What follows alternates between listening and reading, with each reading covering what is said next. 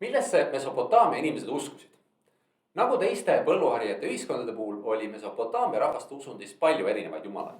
Igal jumalal oli mingi loodusjõud või valdkond, millega ta seotud oli. Erinevalt Egiptusest, kus paljud jumalad olid osaliselt loomakehaga, olid Mesopotaamia jumalad inimeste moodi. Ainult tugevamad ja võimsamad ja surematud. Nagu ka teistes vanaja riikides rajasid ka Mesopotaamia inimesed jumalate auks templeid ehk pühamuid, kus tegutsesid preestrid.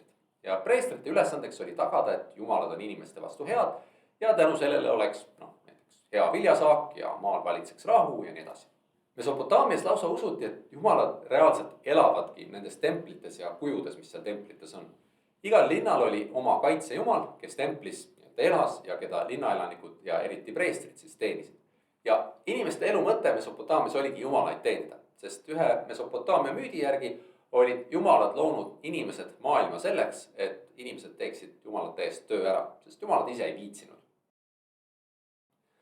Seepärast templites preestrid söötsid, pesid ja lõbustasid jumalate kujusid. Mõned tuntumad jumalad olid näiteks tuule ja tormi jumal Marduk, kes oli babüloonlaste jaoks kõige tähtsam jumal. Siis oli näiteks tarkuse jumal Enki ja taeva jumalana Ishtar. Teda peeti ka ilu ja armastuse ja viljakuse ja sõjajumalannaks. Väga tegus naisterahvas, ma ütleks. Täpselt nagu paljud teisedki muistad rahvad, laulsid Mesopotaamia rahvad oma jumalatest lugusid. Ja nendes lugudes esinesid ka muistsed kangelased.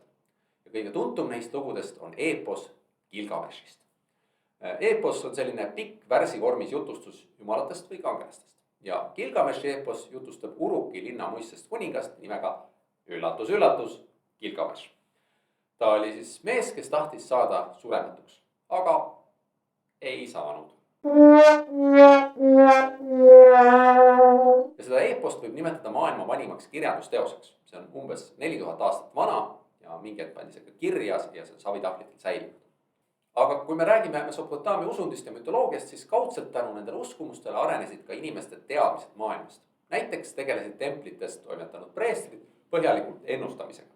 Muuhulgas nad uskusid, et erinevad jumalad on seotud taevakehadega. Ja näiteks, et jumalanna Ishtar oli siis seotud Veenusega. Ja seepärast need preestrid vaatasid väga palju tähistaevast, uurisid seal taevakehade liikumist ja lootsid siis, et loevad sealt välja midagi selle kohta, mida jumalad tahavad või mis hakkab juhtuma.